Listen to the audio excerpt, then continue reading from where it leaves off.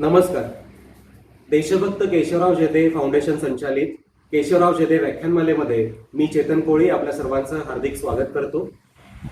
श्रोते हो, आपल्याला माहितीच आहे की देशभक्त केशवराव जेधे ही एक सामाजिक स्वयंसेवी संस्था आहे आणि या संस्थेतर्फे अनेक सामाजिक महत्त्वाचे उपक्रम आम्ही राबवत असतो आणि याच उपक्रमांचा एक महत्त्वाचा भाग म्हणजे केशवराव जेधे व्याख्यानमाला.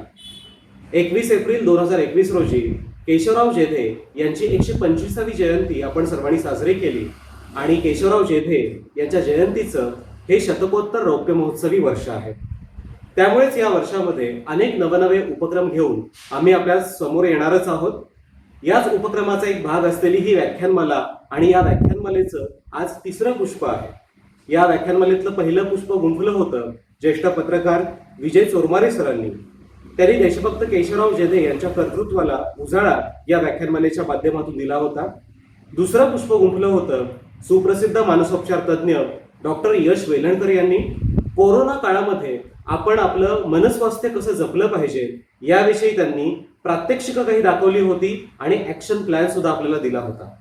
आणि आज आपण या व्याख्यानमालेमध्ये तिसरं पुष्प गुंफणार आहोत आणि हे पुष्प गुंफण्यासाठी आपल्या सोबत आहेत थेट कोल्हापूरहून इतिहासाचे प्रख्यात संशोधक लेखक आदरणीय इंद्रजित सावंत सर. सावंत सर, मी केशवराव जेधे फाउंडेशनच्या वतीनं आपलं स्वागत करतो. मंडळी, आपण या आजच्या संवादात्मक कार्यक्रमाला सुरुवात करण्यापूर्वी मला काही माहिती आपल्याला द्यावीशी वाटते. ती म्हणजे केशवराव जेधे फाउंडेशन तर्फे आम्ही फक्त वैचारिकच कार्यक्रम घेत नाही, तर प्रत्यक्ष समाजामध्ये जाऊन समाजासाठी आपल्याला काही करता येईल का याचाही आम्ही विचार करत असतो आणि त्याप्रमाणे कृती करत असतो. त्याचाच एक भाग म्हणून दौंड पारगाव इथल्या कोविड केअर सेंटरसाठी या संपूर्ण मे महिन्यामध्ये तिथल्या रुग्णांसाठी मोफत अन्न सेवा आणि त्यांच्यासाठी सकस प्रोटीनयुक्त नाश्ता, सकस आहार पुरवण्याची सेवा गेली महिनाभर देशभक्त केशवराव जेधे फाउंडेशन तर्फे सुरू आहे. हा एक महत्त्वाचा भाग मला आपल्यासोबत शेअर करायचा होता. आणि त्याचबरोबर आजचं जे व्याख्यान आहे त्या व्याख्यानाचं एक विशेष औचित्य मला आपल्याला सांगायचं होतं. ते म्हणजे आज 1 जून, पण बरोबर 5 दिवसांनी 6 जून हा दिवस आहे. आणि आपल्याला माहिती आहे की 6 जून हा दिवस सर्व मराठी जनांसाठी अत्यंत आनंदाचा, अभिमानाचा, स्वाभिमानाचा आणि अभिष्ट चिंतनाचा असा दिवस आहे. कारण 6 जून म्हणजे शिवराज्याभिषेक दिन आणि शिवराज्याभिषेक दिन म्हणजेच हा उत्सव साजरा करताना सर्वच मराठी लोकांच्या मनामध्ये आनंदाची, उत्सवाची एक भावना असते. तर त्याचंच औचित्य साधून आज आपण इंद्रजित सावंत सरांसोबत संवाद साधणार आहोत. या 6 जून या दिवसाचं आणखीन एक महत्त्वाचं वैशिष्ट्य म्हणजे की अभिनव संकल्पना आज आपल्या महाराष्ट्र राज्यामध्ये 6 जूनच्या निमित्तानं प्रत्यक्षात येणार आहे. आणि ती संकल्पना आहे स्वराज्य दिनाची. म्हणजे शिवराज्याभिषेक दिनाच्या निमित्तानं महाराष्ट्रातल्या सर्व जिल्हा परिषदांमध्ये, ग्रामपंचायतीमध्ये स्वराज्य दिन साजरा केला जावा असा एक शासनाकडे पाठपुरावा सातत्य मंडळींनी केलेला आहे आणि त्याला यश देखील आलेलं आहे. त्या निमित्तानं 6 जून या दिवशी, येत्या 6 जून पासून इथून पुढे कायमच हा दिवस स्वराज्य दिन म्हणून साजरा होणार आहे. आणि स्वराज्य गुढी जवळपास 43,000 ग्रामपंचायतीमध्ये, जिल्हा परिषदामध्ये उभी राहणार आहे. मला वाटतं ही एक खरंच आनंदाची बातमी आहे. तर या विशेष बातमीसह आपण आजच्या या संवादात्मक कार्यक्रमाला सुरुवात करूया. आपल्या सोबत आहेत इंद्रजित सावंत सर. आणि पहिलाच प्रश्न मला त्यांना विचारावासा वाटतो की सर, 6 जून हा जो काही महत्वाचा दिवस आपल्या सर्व मराठी लोकांसाठी, मराठी माणसासाठी आहे, तर या दिनाचं नेमकं काय महत्व आहे, आपण आपल्या प्रेक्षकांना काय सांगा? सगळ्यात पहिल्या प्रथम मी 6 जून हा दिवस स्वराज्य दिन म्हणून साजरा करण्यासाठी म्हणून जे फॉलोअप घेतला आणि ही मागणी मान्य करून तशा पद्धतीचे आदेश काढले त्याबद्दल नामदार हसन मुश्रीफ साहेबांचं मी अभिनंदन करतो. धन्यवाद. त्याचं कारण असं आहे की भारत स्वतंत्र झाला, त्याला आपण स्वातंत्र्य दिन म्हणतो इंग्रजांच्या जोगडातून. पण ह्या स्वातंत्र्य दिनाची खरी प्रेरणा जी होती ती शिवछत्रपतींनी रायगड किल्ल्यावर जो राज्याभिषेक करून घेतला होता, साधारण 350 वर्षे आता होतील त्याला, तर तो आहे. बरोबर. शिवाजी महाराजांची जी राज्याभिषेकाची संकल्पना होती ती फक्त काय धार्मिक संकल्पना नव्हती. म्हणजे त्यावेळेला जर आपण बघितलं तर राजपुतान्यातील राजे असतील किंवा कर्नाटकातील नायक राजे असतील, ही सगळी मंडळी जी आहे ही सगळी मंडळी धार्मिकरित्या स्वतःला अभिषेक करून घेत होती. पण नुसता धार्मिक अभिषेक करून घेतल्यानंतर राजा होतो का, तर असं नाही आहे. तर त्याच्यासाठी सार्वभौमत्व लागतं.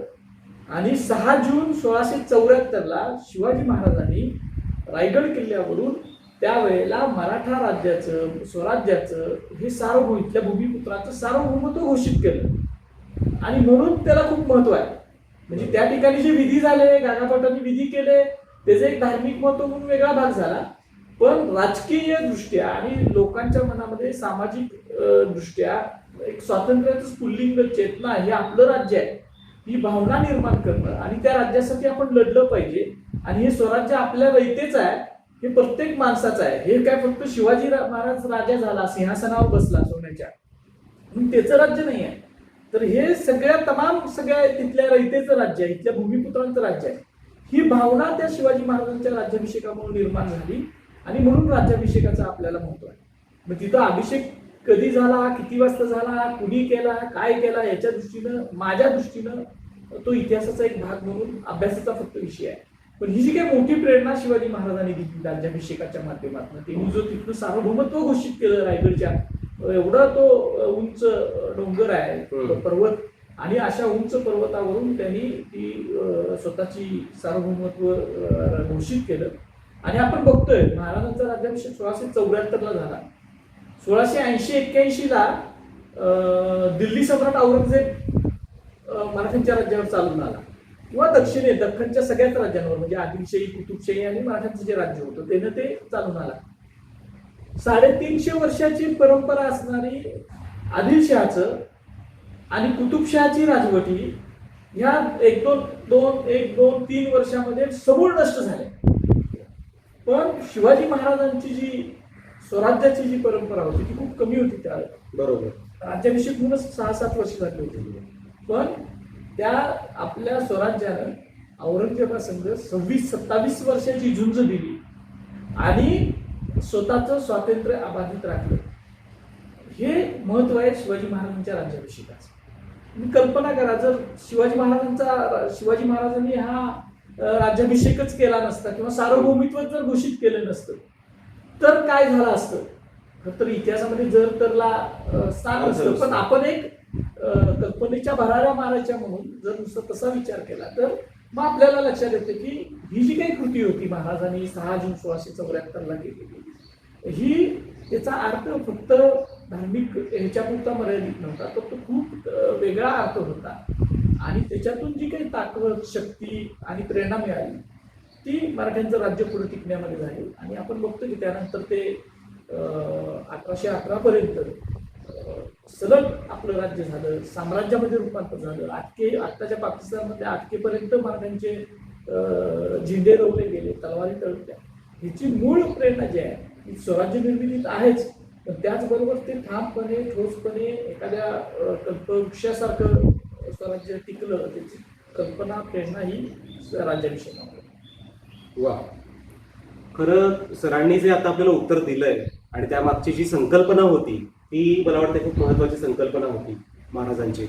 मला पुढचा सर प्रश्न याच अनुषंगाने विचारायचा आहे की शिवाजी महाराजांनी मराठी जनतेसाठी, रयतेसाठी जे काही योगदान दिलं, खरं तर योगदान हा शब्द सुद्धा थिटा आहे त्याच्या मागे, आपण असं म्हणूया की जीवन समर्पित केलं. तर या समर्पणासोबतच अनेक मावळे होते, अनेक सरदार होते. त्यापैकी एक महत्वाचं नाव म्हणजे कान्होजी जेधे.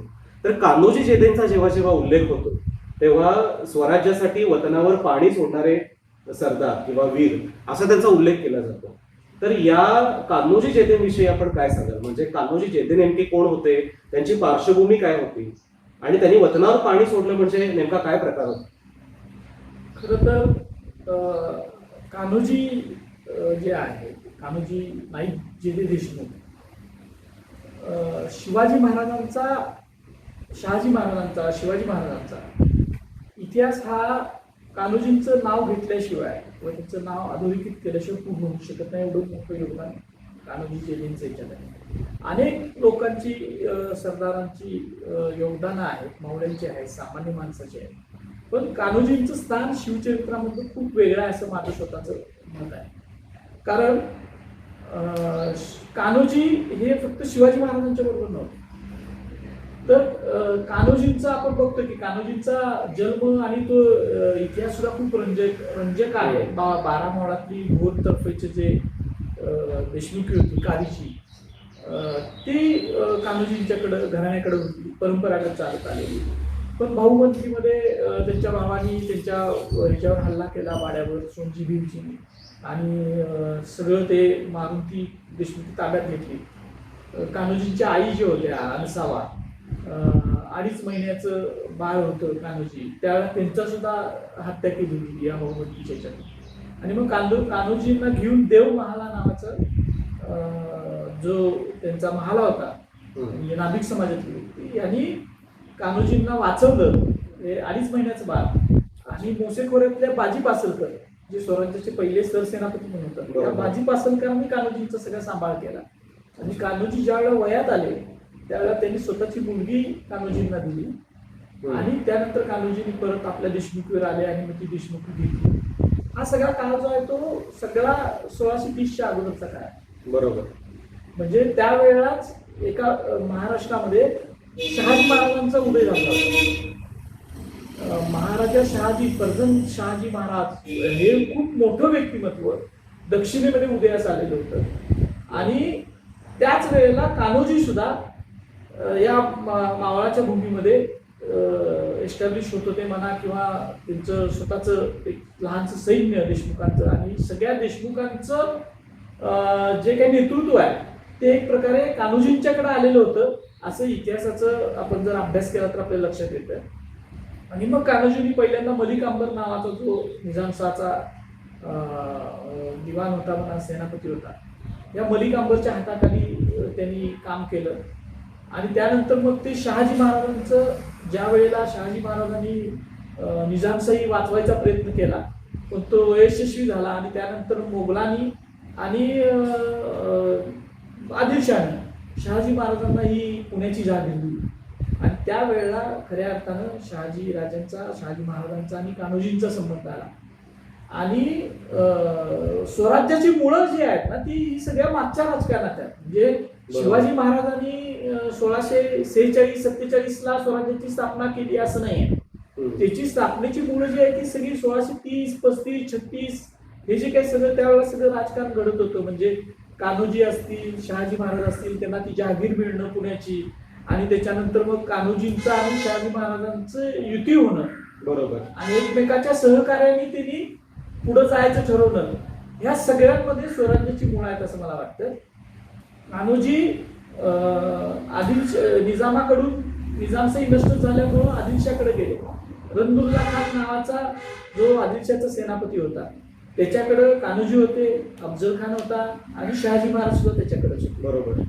आणि त्यावेळेला रंदुल्ला खानाच्या निधनानंतर आपल्या रहमतपूरलाच रंदुल्ला खान इथं तो वारला, त्याची सुंदर कबर सुद्धा आहे, तुम्ही जाऊन बघा. या रंदुल्ला खानाच्या निधनानंतर रंदुल्ला खानाच्या हयात होता त्याच वेळेला कान्होजींनी शहाजी महाराजांना सांगितलं की तुम्ही मला रंदुल्ला खानाकडून मागून घ्या, कारण दोघं सुद्धा आदिलशाचे त्यावेळेला हे होते, सेवेत होते याच्यामध्ये. आणि मग कान्होजींसारखा एक बलाढ्य देशमुख आणि खूप शूर योद्धा, म्हणजे आज आपण कल्पना करू शकतो की शिवाजी महाराजांचे मावळे झटझट जे माळा लावून किल्ले घ्यायचे, त्याचं जे श्रेय आहे ते कान्होजींना दिलं पाहिजे. कारण पहिला इतिहासातला माळा लावून किल्ले घेतल्याचा, केळंजा किल्ला घेतल्याचा उल्लेख जो आहे मराठ्यांच्या इतिहासातला, म्हणजे त्यांनी तो आदिलशासाठी घेतला, पण तो जो उल्लेख आहे तो कान्होजींच्या नावावर आहे. म्हणजे कान्होजी किल्ले घेण्यात एक्सपर्ट होते हे त्याच्यावरून आपल्याला समजतंय. आणि अशा ह्या कान्होजींना शहाजी महाराजांनी स्वतःकडे मागून घेतला, आणि शहाजी महाराजांची जणू सावलीच आहे अशा पद्धतीनं कान्होजींनी त्याच्यानंतर वर्तन केलेलं आपल्या इथे इतिहासात दिसून येत आहे. म्हणजे ज्या ज्या वेळेला शहाजी महाराजांच्यावर संकट आली त्या वेळेला पहिली ढाल कोण झाला असेल तर ते कान्होजी जेथे झालेले होते. म्हणजे पहिल्या वेळेला ज्या वेळेला शहाजी महाराजांना कैद झाली, जिंजीला वेढा घालायला गेले होते आणि अफजल खान आणि हिंदी दग्यानं शहाजी महाराजांना कैद केलं, त्यावेळेला कान्होजींना सुद्धा कैद झालेली होती. बरं, पहिली कैद.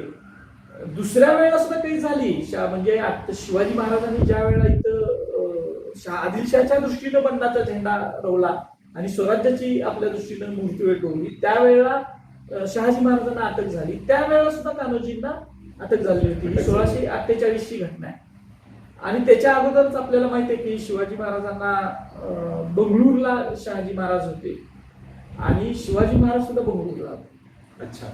ज्या वेळेला 1636 ला इसवी सन 1636 मध्ये शहाजी महाराजांना पुणे जागीर होतीच, त्यात बंगळूरची जागीर दिली गेली, कर्नाटकातली जागीर दिली गेली आदिलशाकडनं आणि तिकडं शहाजी महाराज गेले. त्यावेळेला कान्होजी सुद्धा शहाजी महाराजांच्या बरोबर बंगळूरला गेले. हे मुद्दाम सांगायचा विषय असा आहे की शिवाजी महाराजांच्या जडणघडणीमध्ये खूप लोक वेगवेगळ्या व्यक्तींना श्रेय दिलं जातं. म्हणजे आपलं माहिती दादोजी कोंडदेवला श्रेय दिलं जातं, पण दादोजी कोंडदेव हे इथं होते पुणे जागीर.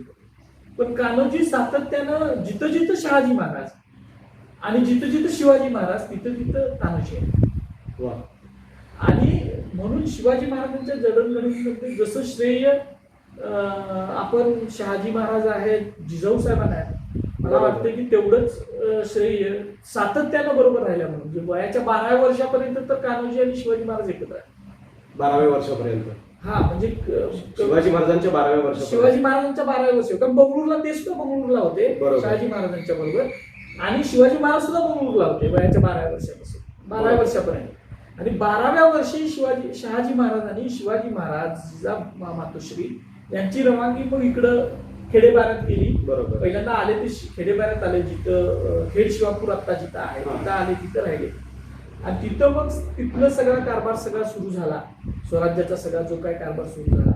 आणि ज्या वेळेला 48 ला शहाजी महाराजांना कैद झाली, कान्होजींना सुद्धा कैद झाली होती. थोडी जास्त कैद शहाजी महाराजांच्या बरोबर कान्होजींना जास्त कैद झाली. शहाजी महाराज पहिल्यांदा सुटले आणि मग कान्होजी नाईक जयदेव देशमुख यांना सोडलं गेलं, ते शहाजी महाराजांनी सोडून घेतलं. आणि त्यावेळेला मग शहाजी महाराजांनी कान्होजींना असं सांगितलं की सुभाराजांना आणि पुणे जहांगीरवर पाठवलेला आहे आणि तिथं मायेचा माणूस कोणतर, घरोबियाचा माणूस कोणतर पाहिजे आणि त्याच्यासाठी मग तुम्ही आता शिवाजी महाराजांच्याकडे जावा. मग परत कान्होजी जयदेव स्वतःची जमीन घेऊन परत इकडे आले आणि शिवाजी महाराजांची स्वराज्य उभारणी चालू होती. त्यावेळेला हे सगळे जे मावळातले देशमुख आहेत, म्हणजे खरं तर त्यांना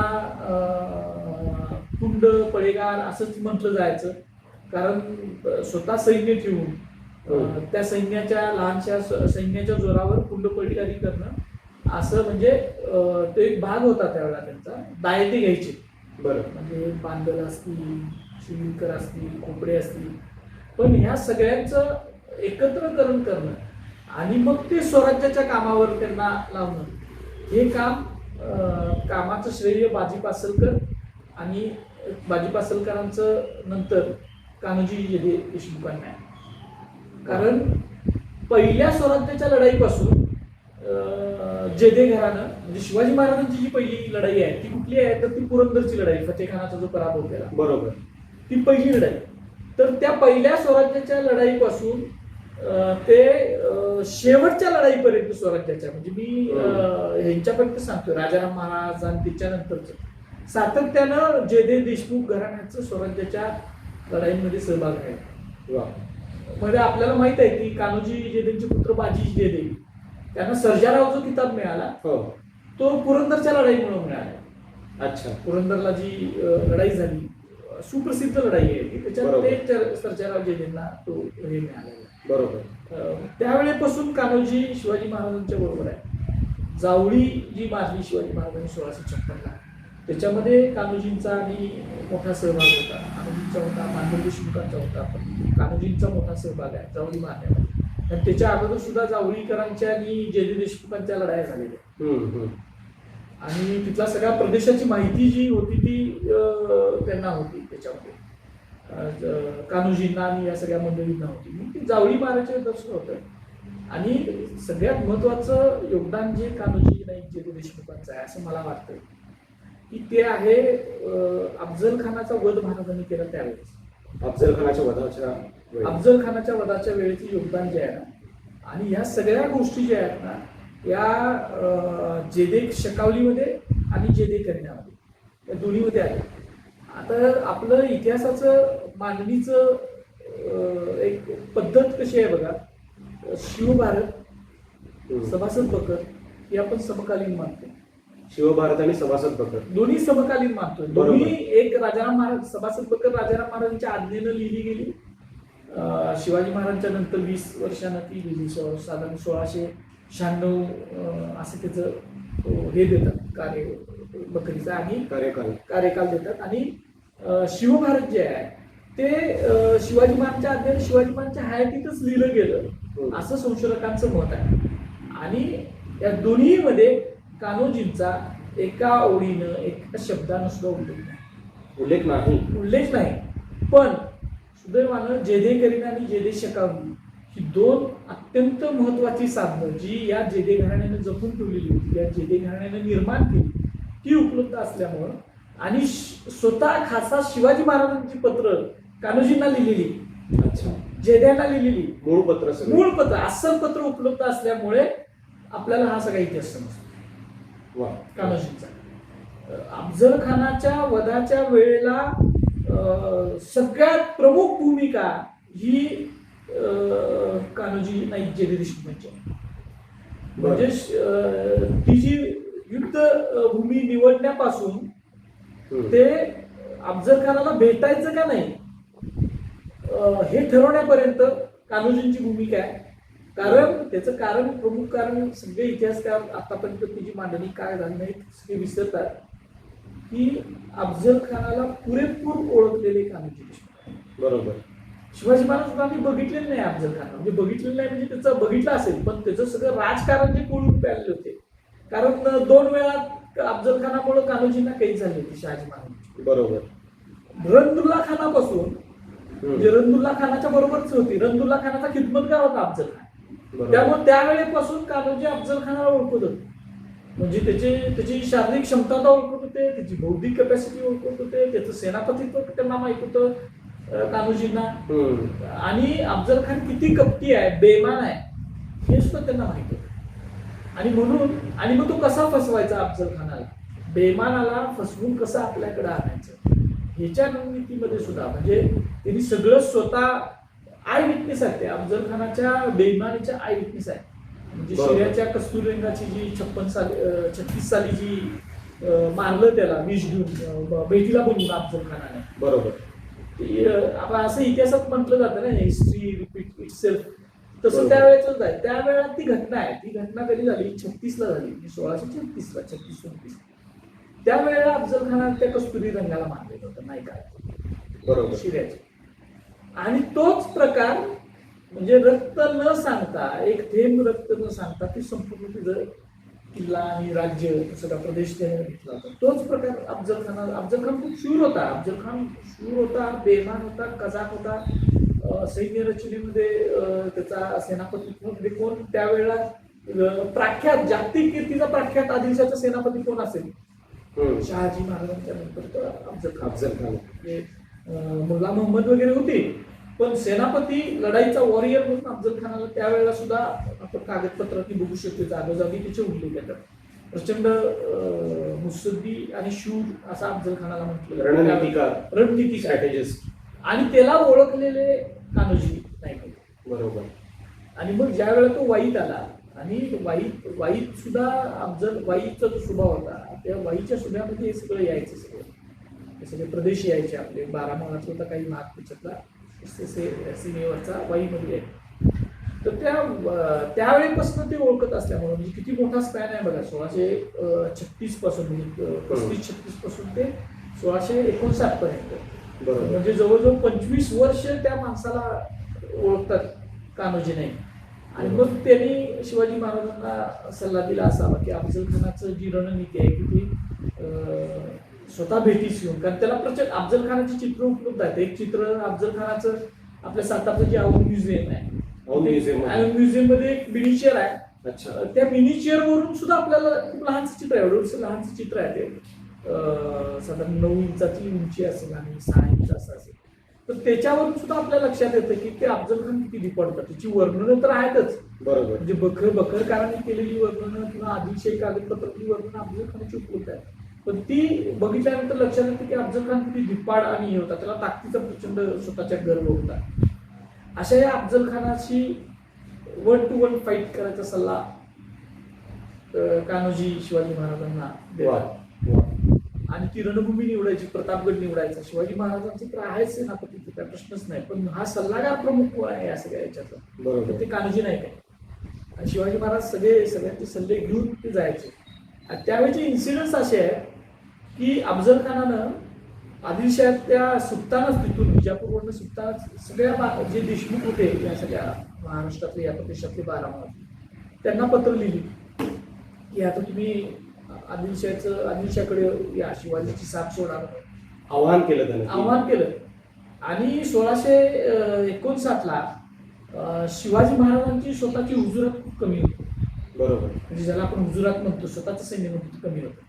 हे जे देशमुखांचे जमाव असायचे, त्या देशमुखांच्या जमावाचं मिळून जे सैन्य तयार झालेलं होतं ते प्रमुख सैन्य होतं महाराजांचं. नंतर मग सैन्याची रचना झाली व्यवस्थित, मग पागा आली, मग ते प्रत्येक किल्लेदार आले, हे सगळं झालं.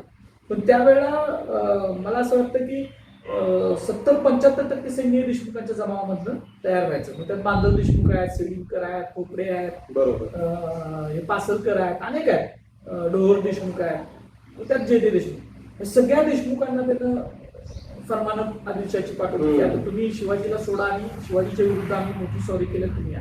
हे सगळे चिंतेत पडले. हे सगळ्या घटना जे करण्यामध्ये जे शकावलीमध्ये नोंद आहे. अस्सल पत्र सुद्धा अफजल खानानं देशमुखांना लिहिली पत्र सुद्धा उपलब्ध आहेत आपल्याकडे, आणि ती शिवकालीन सगळे छापले आहेत. प्रचंड मोठा दबाव ज्या वेळेला आला या देशमुखांच्यावर, त्यावेळेला तो दबाव झुगारून देण्याचं काम सुद्धा कान्होजी नाईकांनी केलं. बरोबर. जेदी करण्यामध्ये हे सगळा प्रसंग खूप नाट्यमयरित्या आलेला आहे की ज्यावेळेला कान्होजी नाईकांना पत्र आलं त्यावेळेला आंबोडे गाडीतून कान्होजी नाईक गेले. शिवापट्टणला शिवाजी महाराज होते.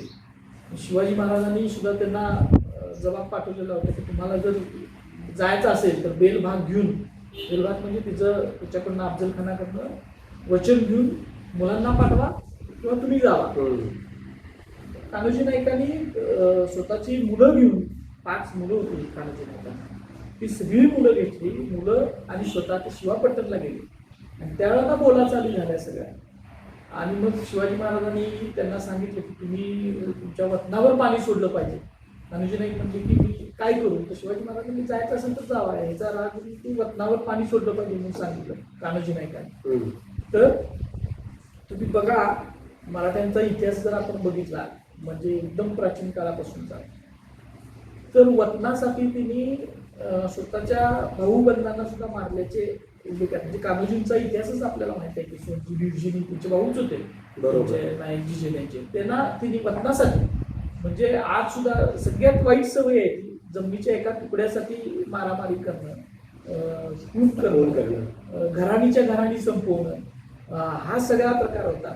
आणि अशा वेळेला आणि एवढा मोठा महाशत्रू आल्या असं अफजल खानानं मला वाटतं की त्याच्या अगोदर म्हणजे 1659 ची प्रतापगडची लढाई झाली त्याच्या अगोदर त्याला पराजयच माहित नव्हता अफजल खानाला. बरोबर. असा मोठा सेनापती शूर योद्धा आला असताना आणि त्यानं स्वतः खाशी पत्र लिहिली असताना की तुम्ही शिवाजीला सोडा आणि माझ्याकडे या, असं असताना जे देशमुख गेले, शिवाजी महाराजांनी सुद्धा त्यांची परीक्षा घेतली. खर तर कान्होजी नाईक म्हणजे त्यांचे प्रमुख सल्लागार शहाजी महाराजांची सावलीच होते ते, आणि त्यांचं वयानं सुद्धा जास्त होते, ते शहाजी महाराजांच्या वयाचे वडीलकीच्या नात्याने. आणि असं असून महाराजांनी ती परीक्षा घेतल्यावर कान्होजींनी तिथल्या तिथं वतनावर पाणी सोडलं आणि 5 मुलं आणि मी स्वतः स्वराज्यासाठी आणि तुमच्या पायावर खस्त होऊन लढून असं सांगितलं. मग महाराजांनी त्यांच्याकडे परत अनेक कामगिरी दिली की 12 मावळातले जे सगळे देशमुख आहेत एकत्र करा आणि ह्यांचं जे त्यांचं मत काय आहे ते बघा. बरोबर.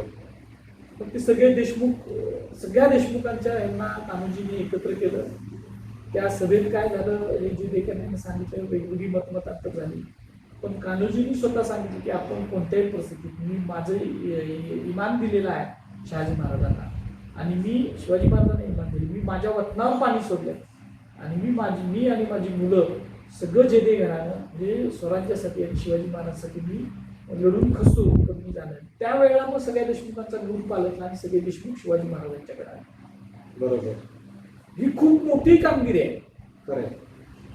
ती खरं तर इतिहासकारांनी तिची नोंद खूप वेगळ्या पद्धतीनं घेतली पाहिजे होती की स्वराज्याच्या उभारणीमध्ये कान्होजी जेदेंचं जे योगदान आहे ते खूप वेगळ्या पद्धतीनं आधुनिकीत झालं पाहिजे होतं. बरोबर. कारण सगळा जमाव देशमुखांचा जमाव, आणि बघा तुम्ही प्रतापगडच्या युद्धात बांधलांच्या जमावाने, दीपाऊ बांधलांनी यांच्या जमावानं काम केलं, शिलीमकरांच्या जमावानं काम केलं, जेडेंच्या जमावाने काम केलं, म्हणजे आणि चांगलीच कामगिरी त्यांनी प्रतापगडच्या युद्धाच्या सगळ्या लोकांनी केली होती. अगदीच.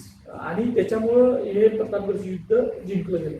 एवढंच नाही तर कान्होजींनी शिवाजी महाराजांच्या संरक्षणाची जबाबदारी सुद्धा योग्य पद्धतीनं पार पाडली. कारण शिवाजी महाराजांचे जे 10 अंगरक्षक होते त्याच्यात बाजी सर्जेराव सुद्धा होते. बाजी सर्जेराव जे कान्होजींचे पुत्र. देवमहालाचा जो मुलगा होता जीवा महाला, बरोबर, शिवाजी महाले ज्यांना आपण म्हणतो, तो सुद्धा होता. संभाजी काळजी कोंढाळकर, ही सगळी जी मंडळी आहेत ही कान्होजींच्या इनर सर्कल मध्ये, म्हणजे ही कान्होजींची मंडळी आहे. बरोबर. कान्होजींनी तयार केलेली मंडळी आहे, म्हणजे कान्होजींचे कमांडोज आहेत ते एक प्रकारे. अगदीच. आणि हे शिवाजी महाराजांचे अंगरक्षक होते, अफजल खानाला भेटायला जातात. बरोबर. आणि मग पुढचा इतिहास माहिती आहे आपल्याला सगळं कसं झालं. एवढंच नाही तर तो एक खूप चांगला संवाद शिवछत्रपतींचा, शिवाजी महाराजांचा आणि कान्होजींचा जे करण्यात आलाय की शिवाजी महाराजांनी अंतस्थ विचारून कान्होजींना विचारलं की आता आपण कसं करूया, आणि हे बेमान आहे, अफजल खान बेमान आहे, मुसलमान बेमान आहे, आणि तुम्ही काय करायला पाहिजे. कान्होजींनी सुद्धा त्यांना सल्ला दिला की आपण असं करू वगैरे. आणि शिवाजी महाराजांनी त्यांना सांगितलं की जर काल कला जर झाला आणि आम्ही शत्रूच्या तावडीत सापडलो तर तुम्ही त्यांना जावळीमध्ये नेमणूक दिली होती, प्रत्येकाचे डेप्युटेशन केलं होतं. युद्धनीती, प्रतापगडचं युद्ध हा एक वेगळा विषय आहे बोलण्याचा. तर तो जमाव जो होता कान्होजी जेधेंचा जमाव जो होता, जेधेंचा जमाव ह्याची डेप्युटेशन जावळीमध्ये होती. आणि त्यांना असं सांगितलेलं होतं की तुम्ही अफजल खानाचे सैन्य पारवर, ते पार गावात सैन्य होतं, तिकडे कोयना पार होतं. बरोबर. ही भौगोलिक रचना लक्षात, त्याला तुम्ही किल्ला चढून गडावर वरून घ्यायचं नाही. दोघांच्या सैन्याच्या मध्ये पाचर म्हणून देशमुखांचा जमाव, अच्छा, जेड्यांचा. बरोबर. तर समजा त्या भेटीत आम्ही सापडलो अफजल खानाच्या कैदी, आणि आम्हाला तो घेऊन जाऊ लागला, तुम्ही त्याच्यावर हल्ला करा आणि आम्हाला तिथनं सोडवून आणा, मग आपण युद्ध करून यांना हे करू. बरोबर. असं त्यांना सांगितलं. ही रणनीती ठरवली. आणि जर समजा आम्ही जिंकलो आणि अफजल खानाचं सैन्य जर वर यायला लागलं, म्हणजे पार कोयना पार होऊन प्रतापगड चढायला लागलं, तर तुम्ही त्यांना थोपवून धरा तिथं. अशी ती सगळी रचना होती. आणि ज्या पद्धतीनं नियोजन केलं होतं त्या पद्धतीनं हे सगळं घडलं. महाराजांनी अफजल खानाला स्वहस्ते मारलं, अफजल खानाचा वकील कृष्णाजी भास्करला मारलं. आणि ही माहिती सगळी जी आहे सगळ्यात विश्वसनीय, तिथं काय घडलं त्यावेळेला जनीच्या टेंबावर, सगळ्यात विश्वसनीय माहिती जी इतर प्रत्यंतर पुराव्याने, दुसऱ्या पुराव्याने सिद्ध होती, ती जेदे शकावले आणि जेदे करण्यात आली. बरोबर. आपण असं म्हणू शकतो की जेदे शकावले आणि जेदे करीना हे प्रमाणभूत साधनं त्याला आपण म्हणू शकतो इतिहासाची. 100% आहे, 100% प्रमाणभूत ती साधनं आहे. आणि अनेक प्रत्यंतर पुराव्यांनी त्याच्यातल्या काही गोष्टी इथे थोडंसं चुकतं ना त्यामध्ये, म्हणजे कॉपी सुद्धा करताना प्रति ज्या होतात त्यावेळेला त्याचे काही महिने चुकलेले आहेत एक दोनचे, पण इन्सिडन्स मध्ये काही चुकलेले नाही. व्यक्तींची घटनाक्रम आणि जे काही वर्णन आहे ते आपण अगदी अधिकृत समजू शकतो. शिवाजी महाराजांच्या नवीन जी काय जन्मतारीख आलेली आहे ती सुद्धा पहिल्यांदा त्या जेदे शकावलीतूनच आलेली. बरोबर. जेदेकरांना जास्त विस्तृत माहिती देतो, आपल्याला नाट्यमय माहिती देतो, खूप कमी शब्दामध्ये जास्तीत जास्त माहिती देण्याचं व खूप जळतो जेदेकर करण्याचं. बरोबर. आणि तो सगळा घटनाक्रम सगळा झाला. बॉडीगार्ड्स आपण म्हणतोय, होता जीवा म्हणून वाचला शिवाजी, म्हणून पडली होते जीवाजी वाचले शिवाजी. ही कान्होजींच्या या अंगरक्षकांच्या पेरणीमुळं महाराजांचं प्राण सुद्धा वाचलं. एवढं मोठं योगदान कान्होजींचं आहे. फक्त काय होतं की खूप कमी कागद आपल्याला उपलब्ध आहे या सगळ्या युद्धाची माहिती देणारी किंवा बरोबर. कान्होजींच्या योगदान अधोरेखित करणारी. हम्म. पण त्याच्यामुळे कान्होजी नाईकांचं आजपर्यंत तुम्ही बघा सगळी शिवचरित्र काढून किती कंटेंट्स आहेत कान्होजी नाईकांचे किती लिहिले.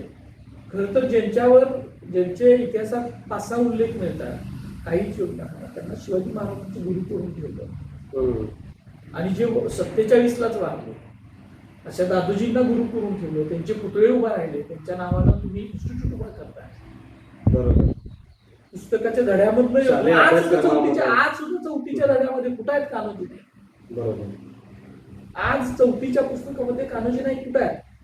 जेवढं योगदान तुम्ही या दादोजींना देताय त्याच्यापेक्षा किती मोठं योगदान आहे. 1635 पासून जे स्वराज्याच्या सेवेत आहेत, जे शहाजी महाराजांच्या सेवेत आहेत, 47-48च्या अगोदर पासून जे शिवाजी महाराजांच्या बरोबर आहेत सावलीसारखे, जे सगळ्या युद्धात भाग घेतात. म्हणजे पुरंदरच्या युद्धात तुम्ही भाग घेतलाय, जावळी मारली त्यावेळेस शिवाजी महाराजांनी भाग घेतलाय, अफजल खानाला मारलं.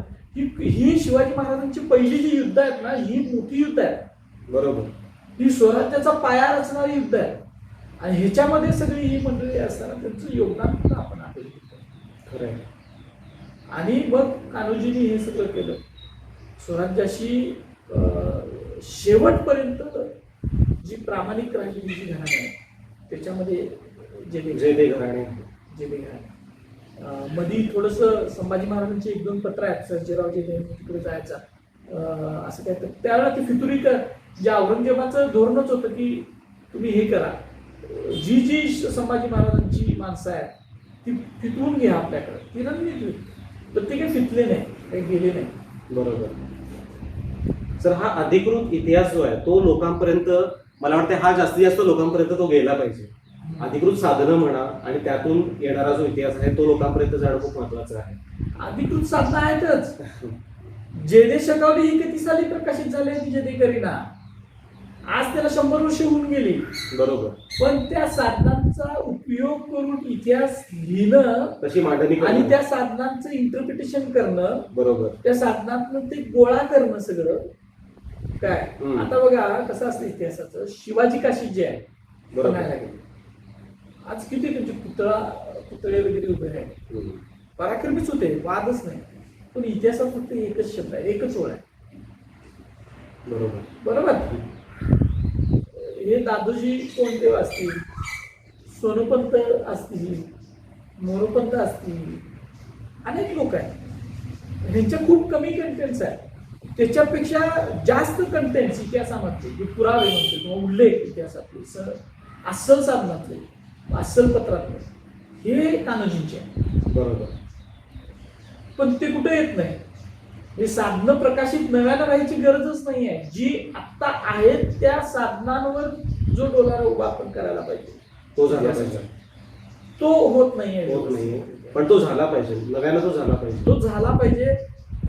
अनेक गोष्टी कान्होजींच्या लोकांसमोर आल्या पाहिजे, जेदे घराण्याच्या आल्या पाहिजे. आणि मराठ्यांच्या इतिहासकारांनी खरं तर जेदे घराण्याचं आभार मानलं पाहिजे. ती 2 मोठ्या गोष्टी त्यांनी जेदे शकावले आणि जेदे करीना, त्या 2 मोठ्या गोष्टी त्यांनी आपल्याला दिलेल्या आहेत. इतिहासाची मांडणी करायला दिलेली आहे. ह्याच्यामधून कितीतरी गोष्टी समजतात आपल्याला. म्हणजे आणि राजाराम महाराजांच्या पर्यंतच्या गोष्टी समजतात. बरोबर. म्हणजे फक्त शिवकाळातल्या नाही, शिवकाळापासून ते राजाराम महाराजांच्या काळात 3 छत्रपतींच्या अनेक इतिहासाच्या गोष्टी ज्या इतर कुठल्या संदर्भ साधनांमध्ये मिळत नाही त्याचा आढळ आपल्याला या दोन्ही संदर्भ साधनांमध्ये मिळतो. त्याचं परीक्षण जरूर करावं आपण. पण त्याच्यातले जे उल्लेख आहे ते आपण वेगवेगळ्या पद्धतीनं ते घेतले पाहिजेत असं मला वाटतं या दोन्ही साधनात. अगदी बरोबर. आता फक्त कान्होजींचं जो निधन झालं त्याच्याविषयीच एक आहे की 7 नंतर लगेच त्यांचं निधन झालं असावं. कारण शिवाजी महाराजांचं पत्र आहे, 60चंच पत्र आहे की कान्होजींना वेगाच्या व्यथा होत होत्या. असं कान्होजींनी पत्र लिहिलेलं होतं शिवाजी महाराजांना. आणि शिवाजी महाराजांनी त्या स्वतःच्या पत्रात लिहिले की तुम्हाला असं असं दिवसा 15-20 वेगा होतात म्हणजे, आणि रात्री सुद्धा तेवढंच होतात. त्यामुळे तुम्ही काळजी घ्या. औषध उपचार करण्यासाठी आळशीपणा करू नका असं महाराज लिहितात. आणि वतनाची तुम्ही काळजी करू नका, तुमच्या मुलांची काळजी करू नका. जसं तुम्ही आहात, तुमचं आणि आमचं घरोब्याचा संबंध आहे, घरोब्याच्या रीतीने जैसे समाधान करता येईल तसं आम्ही करू, आणि तुम्ही लवकर बरे व्हा. असं शिवाजी महाराज काळजींना, म्हणजे असं पत्रच उपलब्ध नाही दुसऱ्या कुणाला लिहिलेलं. बरोबर. महाराजांनी इतक्या आत्मीयतेनं लिहिलेलं. इतक्या आत्मीयतेनं लिहिलं पत्रच अस्सल पत्र आहे आणि महाराजांचं उपलब्ध नाही आहे. वा. तर त्यांचे संबंध त्याच्यातून आपल्याला समजतात, किती कान्होजींचे आणि महाराजांचे जवळचे संबंध होते, किती प्रेम एकमेकावर ती मंडळी, प्रेम आणि विश्वास विश्वास तर किती प्रचंड होता. नंतर त्यांनी सगळ्या अंतस्थ गोष्टी कान्होजींच्या बरोबर बसून ठरवल्या. अफजल खानाच्या वेळेला भेटीला जायचे असतील किंवा सगळ्या मावळातल्या देशमुखांचा जमाव एकत्र करायचं काम कान्होजींच्याकडे दिलं, त्यांचं बदल करायचं, त्यांना सगळ्यांना घेऊन कान्होजी शिवाजी महाराजांच्याकडे गेले. अफजल खान वधाच्या अगोदरची सगळे झाले त्या सगळ्या देशमुखांना. ही सोपी गोष्ट नव्हती. आता आपण वाचताना आपल्याला लक्षात येते की अरे काय कान्होजी देशमुख सगळ्या देशमुखांना घेऊन शिवाजी महाराजांच्याकडे गेले. आता जसं आपल्याला लिहिलंय तसं तेवढं ते सोपं नव्हतं, खूपच अवघड होतं. प्रत्येकाचे काहीतरी आणि आसक्ती किती, वतनाची आसक्ती किती प्रचंड आसक्ती. खरं. या आसक्ती असणाऱ्या सगळ्या मंडळींना वतनात स्वतःचं वतन धोक्यात घालायला लावून शिवाजी महाराजांच्या बाजूने उभा करायचं काम कान्होजींनी केलं. मोठी गोष्ट आहे इतिहासातली. अनेक आहेत कान्होजींच्या बद्दलचे प्रसंग इतिहासामध्ये, अनेक प्रसंग आपल्याकडे आहेत. म्हणजे तो खंडोजी खोपड्याला सुद्धा जीवदान द्यायचा त्यांनी प्रयत्न केला, मग महाराजांनी तिचा चौरंग केला. तो आरामखोर, त्याची चारी घडी चारी बाजूला टाकायला पाहिजे. मग त्यांनी हात्यार धरला, तो हात उजवा हात आणि चालवणारा तो डावा पाय कापला. पण कान्होजींना महाराजांचं ते म्हणणं पटलं की गद्दारी करणाऱ्याचं सोडलं, जर जीव वाचवला त्याचं वतन सुद्धा वाचवलं. त्यानंतर खंडोजी खोपडा खूप वर्ष जिवंत होता. बरोबर. खंडोजी खोपडा तो, पण ते महाराजांनी आणि त्याच्यावरून संबंध सुद्धा लक्षात येतात या सगळ्या गोष्टी. मिरजबदली केली असताना महाराजांनी तिचे हात पाय तोडले, तरी कान्होजी बेईमान झाले. अगदी खरं. तरी ते घराणं शिवाजी महाराजांच्या बरोबर राहिले. नागोजी जेदे नातू त्यांचं, नागोजी जेदे माहिती आहे आपल्याला, त्या ह्याच्या लढाईत हुसेन खान मियानाची जी लढाई झाली कर्नाटकामध्ये शिवाजी महाराज दक्षिण दिग्विजयाची, त्याच्यामध्ये तीर लागून म्हणजे वरून घुसून खाली तीर आला होता. त्यानं घोड्या हत्तीवरून तीर मारला की नागोजी एकदम कवळा असा होता, तो 17-18 वर्षाचा मुलगा. त्याचं किशोरवयीनच. हा, पण तो लढाईत होता, शूर होते, लढत होते. कान्होजींचा नातू. बरोबर. त्याचं योगदान कीर्ती पटेल. असं जेदी घराण्याचं मोठं योगदान मराठ्यांच्या इतिहासामध्ये आहे. आणि एक वैभवशाली परंपरा, एक जाज्वल्य वारसा आपण म्हणू शकतो, तो तर आतापर्यंत आलाय. अगदी केशवराव जेदेपर्यंत. केशवराव जेदे, बाबूराव जेदे, मराठ्यांचं सत्व जे राखलं, जसं शिवकाळामध्ये कान्होजी जेदेनी, सर्जेराव बाजी जेदेनी, नागोजी जेदेनी राखलं स्वतःच्या तलवारी घालून. अगदी खरं. तसं ब्राह्मणेतर चळवळीमध्ये एक काळ असा होता की मराठ्यांच्या इतिहासावर, मराठ्यांच्या स्वाभिमानावर स्वातंत्र्यपूर्व काळामध्ये जी ब्राह्मणेतर 1940 35-40 पर्यंत, बरोबर, म्हणजे खरं तर महात्मा फुलेंनी सुरू केली त्याच्यानंतरच, पण मी धरतोय तो तेवढा काळ धरतोय. एक मोठं मंथन महाराष्ट्रामध्ये झालं होतं, किंवा सगळ्या भारतभर चालू होतं. बरोबर. आणि त्याच्यातून एक चळवळ उदयाला आली, आणि त्या चळवळीनं मराठ्यांची जी गेलेली अस्मिता होती, पेशवाईमुळे जी मराठ्यांची दुप्रेस झालेली होती मराठी, ती पुढे आली. आणि त्याचं जे नेतृत्व आहे, लिडरशिप जे आहे, ती केशवरावजी जेदे आणि बाबूरावजी जेदे. अगदी खरं आहे. आपण असं म्हणू शकतो का की त्या काळात, शिवकाळामध्ये, कान्होजी जेदेंनी जशी शिवरायांना साथ दिली, तशी छत्रपती शाहूंना बाबूराव जेदे आणि केशवराव जेदे या दोन बंधूंनी साथ दिली. म्हणजे 100% दिली. आणि जेदे मेन्शन जे होतं, ते जेदे मेन्शन हे फक्त त्यावेळेच्या बॉम्बे प्रेसिडेन्सीमध्येच नाही, बॉम्बे प्रेसिडेन्सीच्या बाहेर जाऊन कर्नाटकातली सुद्धा काही त्याच्यात काही मद्रास बिद्रास या भागात, ह्या सगळ्याचं ते केंद्र होतं. ब्राह्मणेतर चळवळीचं केंद्र होतं जेदे मेन्शन. अगदीच. म्हणजे असं वाचलं जातं की 60-70 पानं तिथं म्हणजे जेवायचे दररोज माणसं. बरोबर. आणि यांची आर्थिक सुबत्ता कारखान्यामुळं, त्यांच्या त्या भांड्यांच्या कारखान्यामुळे असल्यामुळं, बरोबर, दिलदारपणा असल्यामुळं कधीच त्यांनी हे केलं नाही. म्हणजे त्यांनी एक प्रकारे चळवळीला आपण पोचलो म्हणतो ना, तसं पोचलं या जेदे घराण्यात. या दोघांनी, बाबूराव आणि केशवराव दोघांनी पोचलं. म्हणजे असे उल्लेख आहेत की छत्रपती शाहू महाराजांचा रथ जेव्हा पुण्यात जायचा, तेव्हा तो सर्वप्रथम जेदे मेन्शनच्या दारातच थांबायचं. जेदे मेन्शनच्या दारात थांबायचा. मी तर असं ऐकलंय की शाहू महाराजांना त्या वरच्या माडीवर येता यावं तो जिना सुद्धा तयार केला होता. अगदी शाहूजी महाराज बसायचे ती खुर्ची सुद्धा त्यांच्याकडे आहे. एक बरोबर. पेंटिंग सुद्धा तिथं आहे म्हणे शाहू महाराज त्यावेळेला काढून अगदीच. घेतलेलं होतं ते. अगदीच. अं, आणि शाहू महाराजांना जेव्हा पितर जेवायला बोलवायचे होते तेव्हा ते बाबूराव जेधेंना बोलवत असत. म्हणजे बाबूराव हो, जेधेंवरती बाबूराव- विशेष त्यांचा लोभ होता. विशेष लोक असण्याचं कारण सुद्धा तसं होतं की बाबूरावजी सुद्धा खूप पराक्रमी होते. म्हणजे बरोबर. तलवार चालवण्याचा पराक्रम नाही. एक इन्सिडन्स मला आता आठवतोय या निमित्तानं की ज्यावेळेला कोच असायचे ना, कोच म्हणजे बग्गे असायच्या आणि त्याचे कोचमन असायचे. तर पुण्यातले काही जे ब्रह्मवृंद होता त्यावेळेचा त्यांनी काय केलं की मराठ्यांचा अपमान करायचा म्हणून मराठ्यांचा सरदार वेश घालून आणि मराठ्यांच्या ज्या पगड्या आहेत ते घालून कोचमनला बसवायचे. अच्छा. आणि पाठीमागे आपले कोक्याच्या म्हणजे पेशवाई पगड्या घालून ती स्वतः बसायची. बरोबर. म्हणजे तुम्ही आमचे नोकर आहात, तुम्ही आमचा कोचमन आहात असं दाखवायचे. ही गोष्ट मराठ्यांना खटकायची. अनेक वेळा सांगून सुद्धा ते काय त्यांनी त्यावेळेला मागं घेतलं नाही आणि मुद्दा म्हणून तसा अपमान करायला लागला. एकदा बाबूराव जेधेंनी स्वतः बाबणी पगडी घातली. अच्छा. ती गोल आणि पेशवाई पगडी थोडक्यात ती पगडी घातली. सगळ्या पुण्यातनं ते फिरून ते कोचमन म्हणून फिरून आले आणि हसं झालं सगळं. आणि त्यांचं बरोबर त्यानंतर ती वटणीवर आली की हे असं सुद्धा प्रतिक्रिया येऊ शकते. आणि मग त्यानंतर मराठ्यांच्या पगडीचा मराठ्यांच्या वेशभूषेचा अपमान थांबला. ही गोष्ट ज्या वेळेला शाहू महाराजांना समजली त्यावेळेला स्वतः शाहू महाराज त्यांच्या घरी परत गेले होते बाबूरावांच्या. आणि त्यांनी त्यांना बाबूरावांना बहुतेक शाहू महाराज काय विशिष्ट नावाला हाक मारायच्या आता माझ्या लक्षात येत नाही. बरोबर. त्यांनी पाठीवर तुटून तू बरं केलंस म्हणून त्यांना ती घटना नोंद आहे. बरोबर. म्हणजे आपण म्हणून प्रतिकांची लढाई त्या काळापासून पण आहे. त्यावेळेस ना आता पवार साहेबांनी जे परवा बोलले त्यानंतर जो गोंधळ झाला पुणेरी पगडी घालण्यापेक्षा तुम्ही फुलेंची पगडी घाला त्याच्यानंतर किती गोंधळ झाला. म्हणजे तुम्ही आमच्या पगड्यांचा अपमान करणार, तुम्ही आमच्या प्रतीकांचा अपमान करणार आणि आम्ही एखादी गोष्ट जर बोलली तर तुम्ही त्याच्यावर केवढा गरजूप करणार. अगदीच. आज सुद्धा विद्वत्तेची पगडी म्हणून तुम्ही ती देणार का. म्हणजे काय मराठा मावळे किंवा कान्होजी जेधे घालण्याची पगडी घातली मग छत्रपतींची पगडी घातली ती विद्वत्तेची पगडी नसते का. बरोबर. ते शिरस्त्राण जास्त विद्वत्तेचं नसतं आणि यांचं शिरस्त्राण तेवढं विद्वत्तेचं. पण ह्याला उत्तर बाबूराव जेधेंनी त्यावेळेला दिलेलं होतं. अगदी खरं. आणि हे दोघांचे संबंध इतके ह्या म्हणजे शाहू महाराजांचं दुसरं घरच जेधे मेन्शन होतं अगदी खरं पुण्यातलं. अगदीच. आणि ते परत बाबूरावजींनी शाहू महाराजांचं नाव दिले शिक्षण संस्था काढली तर आपल्याला माहित असेल. अगदी बरोबर. मोठी किती मोठा वटवृक्ष झालेला आहे त्याचा खरं आहे. त्या शिक्षण संस्थेला केशवरावजींनी बाबूरावजींनी ते नाव दिलं शिक्षण संस्था. बरोबर.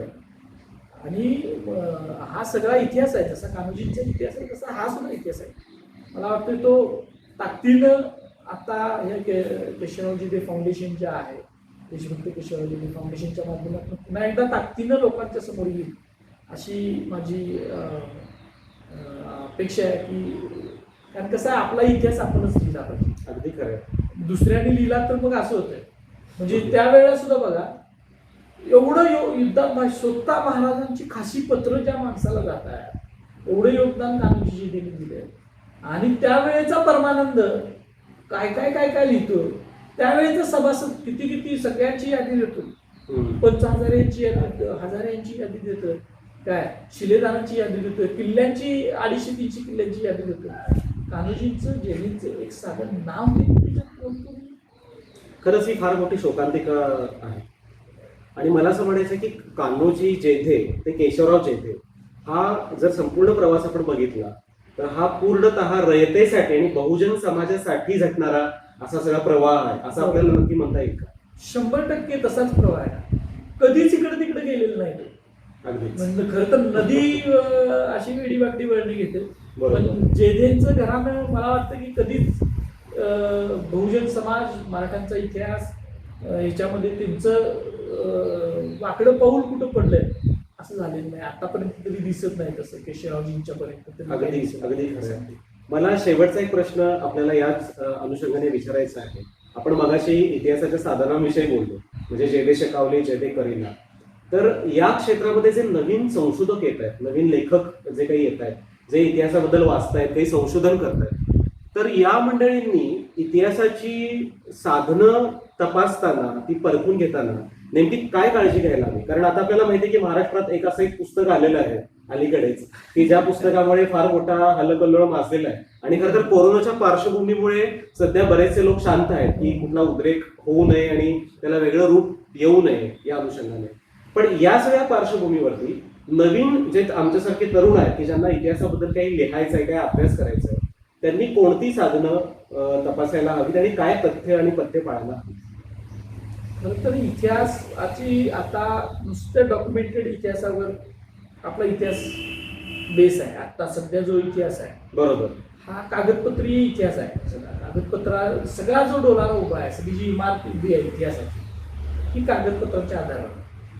मग ती कागदपत्र खरी का खोटी याचं विश्लेषण करायचं एक शास्त्र आहे. त्याच्यावरची मुद्रेची मापा असतील, म्हणजे कॅलिग्राफी असेल, बरोबर, ती सगळी प्रमाण म्हणजे त्यावेळेची शब्दकळा असेल, बरोबर. अचानक आधुनिक शब्द आधुनिक काळात निर्माण झालेला किंवा 100 वर्षापूर्वी निर्माण झालेला शब्द 300 वर्षापूर्वी येऊच शकत नाही. अगदी अगदी अशा अनेक गोष्टी तपासायच्या असतात. त्याच्यासाठी इतिहास लेखनशास्त्र जे असतं त्याची अनेक पुस्तकं सुद्धा उपलब्ध आहेत आणि तुम्ही अभ्यास केल्यानंतर आपल्या ते सगळं लक्षात येतं.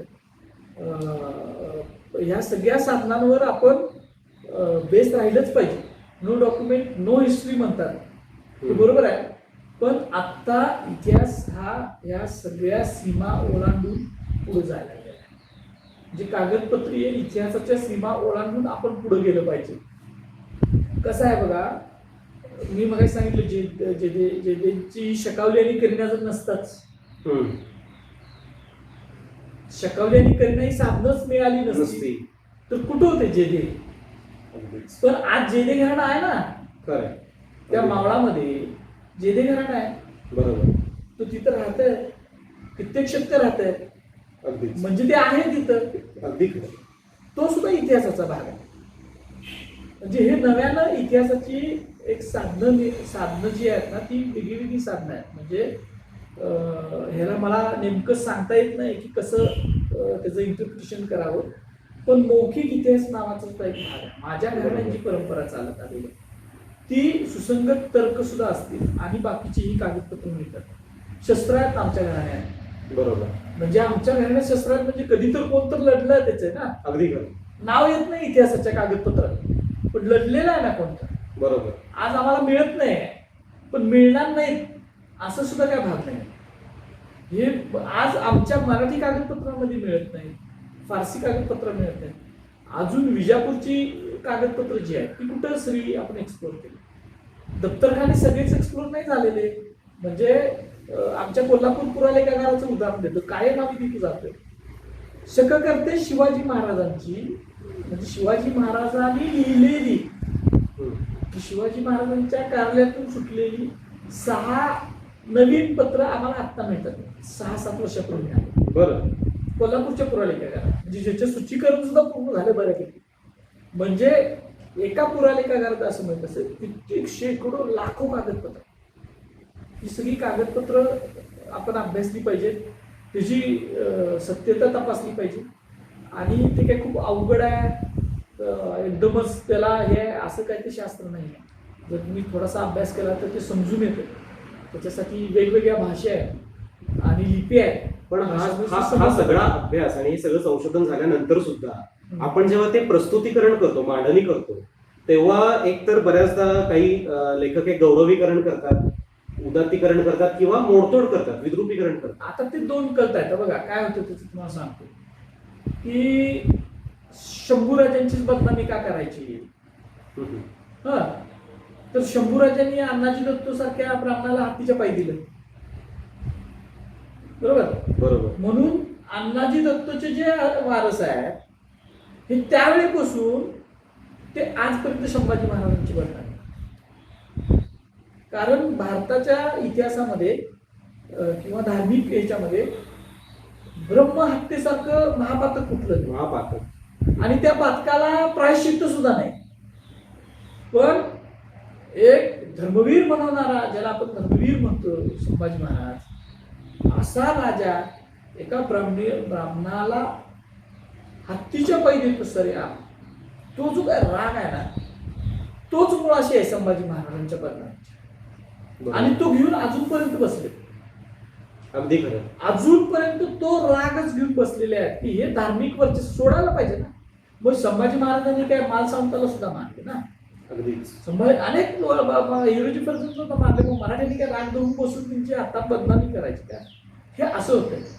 दुसरं कारण काय आहे की माझ्या जातीतलाच माणूस शूरवीर होता, पराक्रमी होता हे दाखवण्यासाठी मग दुसऱ्याला रिप्रेस करा, मोडतोड करायची सगळी. मग दादोजी कोंडदेवांना जर शिवाजी महाराजांचं गुरु करायचं असेल तर मग कान्होजी इथेच आणायचा नाही ना. कान्होजी आणला तर मग इतिहास काय सांगतो की कान्होजी सावलीसारखे महाराजांच्या बरोबर आहेत, लढाईमध्ये आहेत, बॉडीगार्ड पुरवतात, रणनीती करतात, महाराजांची पत्र आहेत, पण हे आणायचंच आहे ना. मग ते इतिहास लिहिताना हा जो काय जात खरं तर महाराष्ट्रामध्ये नाही, जगातच असं असतं. रेसिझम आपण बघतो वसाहतवादी इतिहास कसा, अगदी खरं. आदिवासी इतिहास, हे सगळे प्रवाह आहेत आणि आपल्याकडे एक ब्राह्मणिकल प्रवाह आहे इतिहास लिहिण्याचा. आणि वास्तव आहे याच्यात काही जातीय तर मी बोलत नाही. हा ब्राह्मणिकल प्रवाह खूप स्ट्रॉंग आहे आणि तो इतिहासाची मोडतो. तो पूर्वापार चालत आलेला आहे. हा खूप शतकं चालत आलेला आहे. आणि त्याच्यामुळे जे अस्सल आहे आणि उल्लेख केला तर नावापुरता उल्लेख करायचा आणि परत सोडून द्यायचा. अगदीच. तेवढ्या पुरता बघा आम्ही उल्लेख केलाय तेवढ्या पुरतं हा ब्राह्मणिकल प्रवाह. आणि मग आपण म्हणतो की महात्मा फुलेंच्या पासून सुरू झालेला अब्राह्मणी प्रवाह, ब्राह्मणेतर प्रवाह, बहुजनांचा प्रवाह हा आता सुरू झालेला. आणि याच्यातून मग हे सगळं हळूहळू जी साधनं प्रकाशित आहेत त्यांचं नव्याने इंटरप्रिटेशन येत आहे. जे दे करिना वाचताना, जे दे शकावली वाचताना किंवा शिवाजी महाराजांची पत्र वाचताना माझ्यासारख्या इतिहासकाराला कान्होजीचे ते खूप मोठे वाटतात. अगदी खरं आहे. आणि मग असं लक्षात येतं की अरे ह्यांचं योगदान आधुनिक नाही केलं अगोदरच्या इतिहासाने आणि हे कायम राहणार आहे. लोक उगीच म्हणतात की कशाला जातीवाद, आणि ह्याच्यात जातीवादाचा विषय नाही. हा सत्य इतिहास मांडण्याचा विषय आहे, इतिहासाचं शुद्धीकरण करण्याचा विषय आहे. आणि ते आता सुरू झालंय आणि हे थांबत नाही. मग आपण शुद्धीकरण करायला लागलेलं आहे. पण दुसरी पार्टी जी आहे, विरोधक जे आहे, त्यांना असं वाटतं की अरे नाही, मग आपण सुद्धा ताकदीनं लढलं पाहिजे आणि आपण सुद्धा लिहिलं पाहिजे. त्याच्यातून मग गिरीश कुबेरांसारख्या विद्वान व्यक्ती ज्यांना काय माहित नाही का महाराष्ट्रातले प्रवाह, या चळवळी, हे अँगल्स इतिहास लेखनातले हे काय माहित नाही, संशोधनातले सगळं माहित आहे. पण लिहिताना मुद्दा म्हणून तसं करायचं, हेतू ठेवून लिहायचं. मग संभाजी महाराजांना कुठं तर काहीतरी उल्लेख असतोच ना चिटणीसानं केलेला, पण तो तुझ्याच साखळीतला उल्लेख आहे, ती धरून पुढे यायचं. मग त्यांना बदनामी करायचं, सोयराबाईचा खून केला, हे केला. मग बाजीरावला मोठं करायचं असेल तर मग सातारचा शाहू हा नालायक दाखवायला पाहिजे, थोरले शाहू महाराज. त्यांना दूरदृष्टी नव्हती. हा दूरदृष्टी नव्हती. ते झिरतुनिसाला स्वतःची आई मानायचे, असलं काय तर त्यांच्यावर मोगली संस्कार होते, ते बाजीरावच्या ध्येयामध्ये अडथळा होते. आणि ते मालक होते ते बाजीरावचे. अगदी खरं. हे कोण सांगणार? बाजीरावला पुढे आणलंच कोणी? बाजीराव पराक्रमी होते, शूर होते, मान्य आहे, निर्विवाद. पण त्याचा पराक्रम ओळखून त्याला ती स्पेस देणं, ती जागा देण्याचं काम शाहू महाराजांनी केलं. अगदी खरं. आणि बाजीराव गेल्यानंतर सुद्धा 1740ला गेला, त्याच्यानंतर सुद्धा 9 वर्ष बाजीराव यायच्या अगोदर सुद्धा, तरुण व्हायच्या अगोदर, जन्माच्या अगोदरपासून ते बाजीरावच्या मृत्यूनंतर परत 9 वर्ष शाहू महाराजांनी खूप पराक्रमानं राज्य केलं, खूप मुत्सद्दीगिरीने राज्य केलं, ते राज्य वाढवलं, विस्तार केला, स्वराज्याचं साम्राज्यात रूपांतर केलं. हे का नाही सांगत? हे कुबेरांना माहित नाही का? हा जातीयवाद आहे. आणि आम्ही त्यांनी तसं केलं आणि हे जातीयवादामुळे केलं असं सांगितलं तर मग आम्ही जातीवादी होतो. मग आम्हाला हे ब्राह्मणाचा देश का संबंध काय? जिथं पराक्रम आहे तिथं आम्ही सांगणार ना. तुम्ही जर असं करत असाल तर आम्ही सत्य इतिहास सांगायचं नाही का? हे चुकलं तेवढं तर सांगायचं नाही, चुकलेलंच आहे आणि ते मुद्दाम म्हणून चूक केलेली आहे. बरोबर. आणि हेतू परस्पर चूक करा. मग तुम्ही जर सुधारला नाही तर मग आम्ही कसं सुधारणार? तुमच्या दृष्टीनं आम्ही अडाणीच आहोत. आम्ही कसं सुधारणार? इतिहासाची जी साधनं आहेत, अधिकृत साधनं आहेत, त्यांचा अभ्यास करून आणि नवीन अजून कोणत्या गोष्टी उपलब्ध असू शकतात, जसं तुम्ही पत्रांचा उल्लेख केला, त्यांचा अभ्यास करून कान्होजीराव जेधेंचा त्यांचं चरित्र म्हणूया आपण, हे नव्यानं मांडण्याची गरज आहे का, असं तुम्हाला वाटतं का? कान्होजी राजेंचं तर आहेच. कान्होजी राजे जे देशमुखांचं अनेक लोकांची चरित्र इतिहासात बनली गेली, सगळ्यांची चरित्र मांडली पाहिजे. बरोबर. चांगल्या पद्धतीने.